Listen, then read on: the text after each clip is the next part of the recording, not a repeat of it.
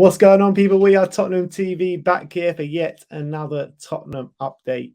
The first one's a bit of a funny one on Paratici once again, but it's actually on Ivan Perisic. And Damasio was saying that on Saturday, the 28th of May, Tottenham went to tell Inter Milan that they had reached a final deal with Ivan Perisic, but to the wrong recipients. Spurs sent the email to former secretary thinking it was still him. And it does follow on a bit of a theme now. If you remember, cast your mind back to January where they contacted the wrong agent for Seffian Amrabat. But it's a bit weird one. I've never heard of this in football before Paratici came to Spurs. So yeah, it's very odd. He's getting his wires crossed. It's happened more than once now, which is a bit strange, but hopefully it's nothing that's going to be repeated again. But it's very odd that now twice they've gone. But I don't know why we have to let Inter Milan know, because I mean, I guess just courtesy. I guess it's not like we've made a big. They need to be on Inter Milan's good side. You know what I mean? Oh, I see. Yeah, just exactly. That's very true. So. Bit of a funny one there from Paratici, but I'm sure surely he would have learned his lesson now. Yeah, you would think so. And talking of Ivan Perisic, Ali Gold says Perisic is holding out for one of two of his favourite numbers at Tottenham this summer after joining Tottenham. Number 14, which is currently occupied by Joe Rodon, and number 44, which is currently occupied by Dane Scarlett. So obviously, Joe Rodon is probably going to be out the exit door this summer. Dane Scarlett probably as well on loan. So both numbers should be up for grabs. And I'm guessing he's going to go for the number 14.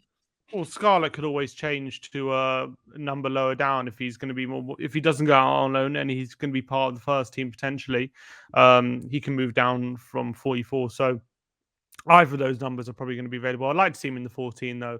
I said 14 as synonymous most of the time with good players at Tottenham. Modric and Ginola have been wearing that shirt Edmund, previously. You know, Who? Eric Edmund, you know. Hossam Ghali. These are the players. Don't mention that name. Oh, sorry. Oh, geez. But yeah, look, I'm very excited. I'm very excited for Ivan Perisic to be joining Spurs and give him whatever number he wants. Yeah, and he wore 14 at Inter Milan, didn't he? And I've always loved. I can't remember if he wore 14 or 44. I thought it was 14, but I could be wrong. But let us know in the comment section I've below. got a feeling maybe it was like 44 early, then he went out on loan and came back and was 14 or something, or maybe the other way around. I think he's worn both numbers. Yeah, maybe you're right. Because I do actually remember him wearing 44, but I think I've seen him wearing 14 as well. So anyway, let us know in the comment section below what number did he wear at Inter Milan. But I would like to see him wearing the number 14. Let's talk about Kalidou Koulibaly now, because a publication called Sport have said that Tottenham have turned to Kalidou Koulibaly's agents to start talks about a potential move this summer. Tottenham, Chelsea and Juventus are all paying close attention to Napoli's defender. However, a move to Barcelona is his preference, but do Barcelona have the funds to complete this transfer is another story. What's your thoughts on Kalidou? I wouldn't. First of all, yeah, he's great centre back, and one who's got supreme ability, and he's been a top centre back in Europe for a number of years now.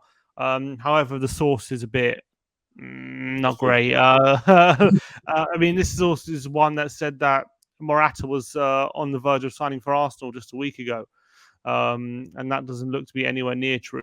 So I wouldn't take it too seriously, but if we are seriously looking at Koulibaly, that I would be extremely excited about that. I think it'd be a brilliant signing. Yeah, I completely agree. Turn back to our transfer tier list to see further on what we said about Kalidou Koulibaly. But let's move on and let's talk about Alessandro Bastogne once again. Ali Gold says Tottenham believe they'll be able to sort out the wages and the fee for Bastogne. The only issue right now is Bastogne himself believing it is the right point in his career to move to the Premier League. And, you know, could have a point there because he's got the rest of his career to move to the Premier League at 22 years of age, I think he is. You know, he could stay at Inter Milan for another 3-4 years and still be a brilliant signing for any Premier League team. Yeah, there's for him personally, there isn't any rush to move, especially Inter Milan challenging for league titles over in Italy. Won the league last year and finished second the year before, and finished second the year before they won the league as well. So clearly they're in a good moment. They've got regular Champions League football. It's a club that he loves. So why would there be for him personally, a rush to move to Tottenham Hotspur side, who are only just getting into Champions League in England. But we do have Conte here at the moment. We do have a very exciting setup, and I don't think it's going to be a case of him not wanting to come to Tottenham, but I think it's more of a case of him really wanting to stay into Milan, and that could scupper the deal. But if Inter Milan are prepared to sacrifice him and do a deal with Spurs, maybe the willingness into Milan are if they show willingness on their side, maybe that can change his mind, and that's the only hope we have at the moment. Because I do think in terms of the financials, I think that's there for Tottenham to do a deal. But whether Inter Milan are going to dig in their heels and show strength and kind of show Bastogne they want to keep him, or whether they say, look, it's a good deal for us, and I think it's good for you to move. If they do that, maybe that he might change his mind and think, look, they want me to go. It's good for the club. Maybe I'm best leaving. Well, I hope something can get done and we can sort of sway Bastogne into making that move to North London. Another player that kind of been the name has been on everyone's lips at the moment is Jed Spence. Ali Gold says Jed Spence wants assured game time at his next club, and Tottenham are willing to make that happen. The plan is to have Spence and Doherty as right wing back options. First of all, do you think it's right to give him the assurances at that age to be playing consistently next year? And would you like those two as the right wing back options for next season? In terms of assured game time, you'd have to be, because we're not bringing him in to sit on the bench. That wouldn't make sense. Our right wing back options right now are not very strong. The fact of the matter is we want a better right wing back. So whether Jed Spence represents that or not is one question, but we're not going to sign him and sell one of our right wing backs just so he can sit on the bench all season. That's obviously not going to happen. He's going to play a lot of games. So I don't think game time should be a question for him. In terms of me being happy with Spence and Doherty, we're hearing that Conte wouldn't be so happy with that potentially, and that could be a problem, because as much as Doherty did well last season, Conte apparently believes that he was outperforming his real ability, and he thinks that if Spurs are to sign Jed Spence, and they need a better quality, experienced right wing back to be ahead of him, or just a better quality, experienced right wing back to be another option as opposed to Doherty. So I don't know. I feel like we're going to be very heavily reliant on Spence hitting the ground running and doing very, very well immediately. Otherwise, Doherty's going to have to play a lot of games. And look, he did do well, to be fair to him. So maybe I'm being harsh, but I still think we could do with having a better experienced player in that position rather than Doherty, relying on Doherty playing a lot of games. Because I still believe he can be a liability going the other way, especially. But he did show a lot of quality, to be fair to him. So, look, I'm not going to be angry if that's the situation next season. But in a perfect world, I probably wouldn't want that to be the situation. I mean, I have liked Spence every time I've seen him play on the small sample sizes that I have seen him play, but at the end of the day, you got to say, when we're signing Perisic on one side, I mean, that doesn't seem like that much of a risk. But signing Spence, never had a kick of Premier League football before. Obviously, a young player coming through the ranks down at Borough and at Nottingham Forest.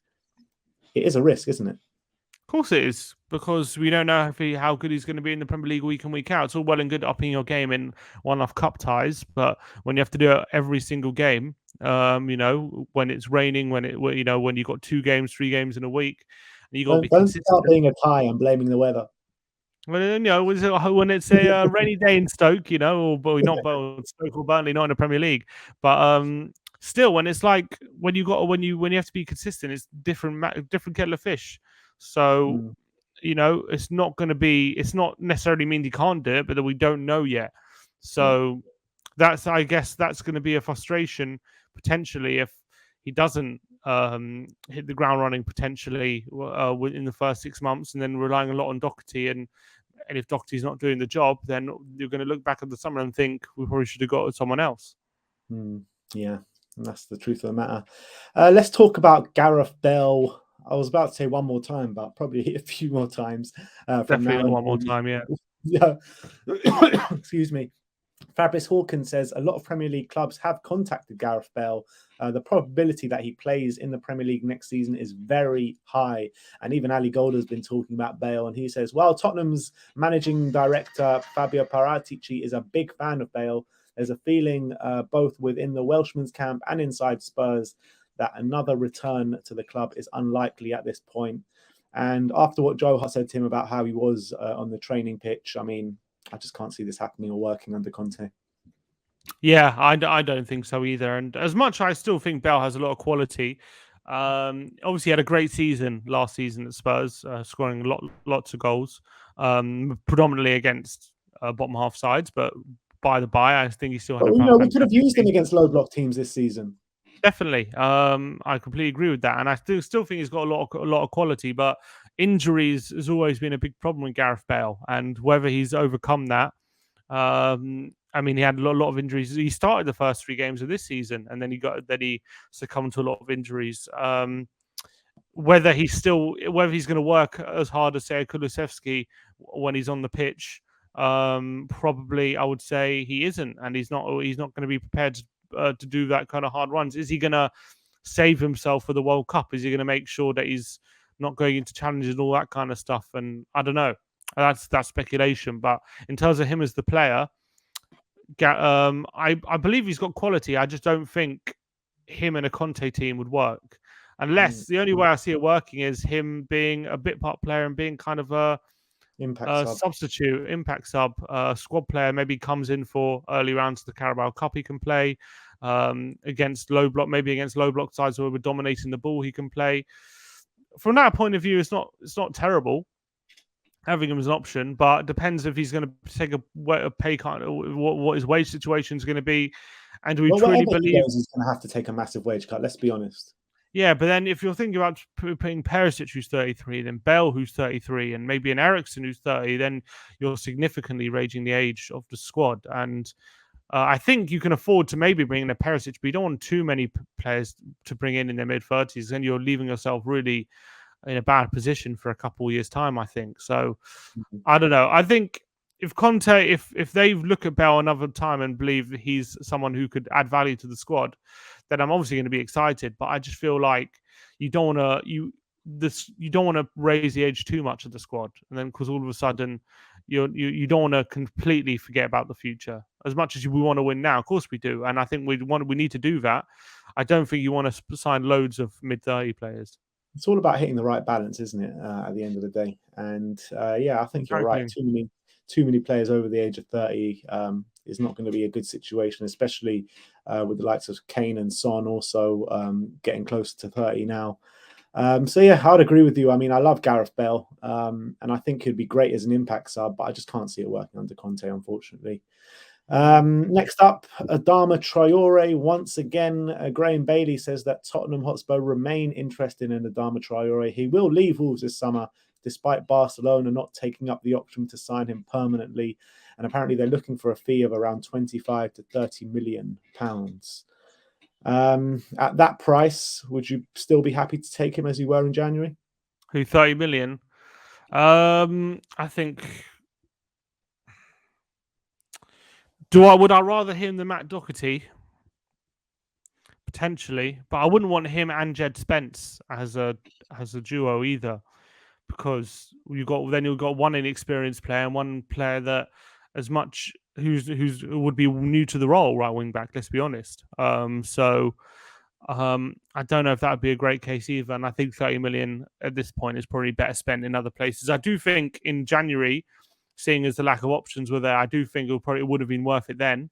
But I don't think at this point it is now, seeing as we got top 4 without him, and now in a position where we can probably look at a higher kind of caliber. So, definitely in terms of like being used to the position. So I don't think it's worth it.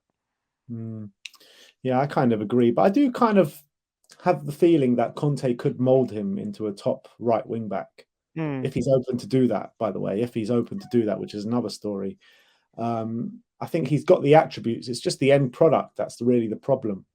And I think that Conte can get that out of him. I really believe that. But do we go for more like ready-made options that are like used to that position? I prefer to do that at the end of the day. Especially as if we're getting Spence. Yeah, exactly. But look, the last story is one that has completely baffled me. PFA Player of the Year shortlist has come out today, and this isn't the fans' version this time. This is the official version.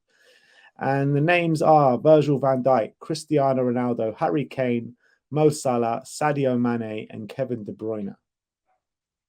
Where the hell is Heung-min Son? I get De Bruyne, I get Mane, I get Salah, I get Van Dijk. I don't get Kane, first of all. I don't get how Kane's in this running, only having like half a season. And Cristiano Ronaldo, I kind of get. But for me, I would swap Kane for Son because I think Son has been at it the whole season. It's a disgrace. It's an absolute disgrace how he's not in there. It really is. There's no chance Ronaldo should have been there ahead of Kane, Son either. No chance. How Son has not made the list? Got on Golden Boot, no penalties scored as well. The amount of finishing, the incredible finishing he's been on display for this season of Heung-min Son, a player, of his ability, who's been in England now for 7 years to win the Golden Boot in the manner he did, and not be nominated for PFA Player of the Year. Has that ever happened before? So, like someone who's won the Golden Boot, like it's absolute shambles. It's a disgrace. It's usually a given. I don't understand how the selection process works, because Son has been one of the best players in the Premier League, no doubt. There's absolutely no doubt. And how he's not nominated for Golden Boot is beyond me. I mean, Kane had obviously an unbelievable second half of the season, but he didn't turn up for 19 games. So why Kane's ahead of Son, I don't know. Son outscored Ronaldo by a good 5 goals. Son probably, you could argue, did better than Mane, even though Liverpool achieved more this season in the Premier League. They finished higher. But, Son, 23 Premier League goals. Like, what a return that is. It's an unbelievable achievement for him. And I just don't get it. I don't get it whatsoever. He's been absolutely phenomenal. So it's baffling, absolutely baffling. When you're looking at like the likes of Cristiano Ronaldo, I know like he scored 16, 17 Premier League goals this season. But he was off the got ball. 18 in the end, yeah. 18 in the end. I mean, a lot of them were penalties, and he scored like 2 or 3 hat tricks as well, which a lot of those goals came in 2 or 3 games. So, I mean, Ronaldo's been good this season, but he hasn't been Player of the Year good. Do you know what I mean?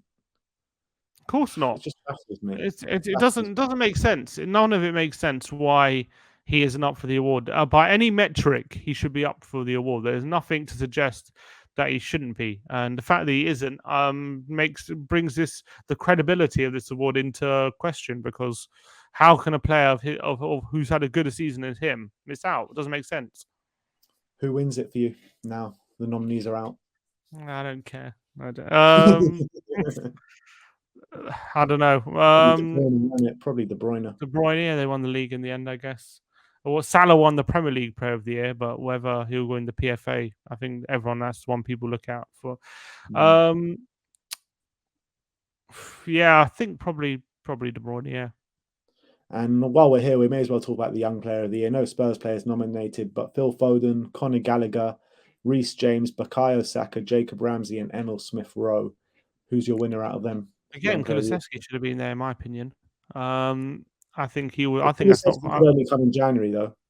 Yeah, but he was unbelievable from January onwards. He was one of the best in the league. So I think he deserves a shout. Who's going to win that? Foden, probably. Foden. I mean, there is a shout for Conor Gallagher. I mean, Reece James had a really strong start to the season, but had injuries didn't in the end. Do much after that, did he? He had some bad injuries, especially last few months. He was really poor. Obviously, Smith-Rowe had a very good first half and then went off the ball second half. Saka was pretty good throughout the season, but I wouldn't say he was on the level of Foden. So, and Jacob Ramsey. I've actually rated Jacob Ramsey big time this year. Ramsey's had a good season. I don't think he's been as good as Kulusevski, but he's had a good season. But out of them, I think it's probably between Phil Foden and Conor Gallagher, in my opinion. I would say it's between Foden and Saka, to be honest. Saka, yeah. Fair enough. But Foden will probably win it anyway. But anyway, that is your Tottenham update today. Let me know in the comments section below if you have any thoughts regarding any of the news stories we brought to you today. We'll see you all again tomorrow. Like, subscribe, and comment. And as always, come on, you Spurs. Come on, you Spurs.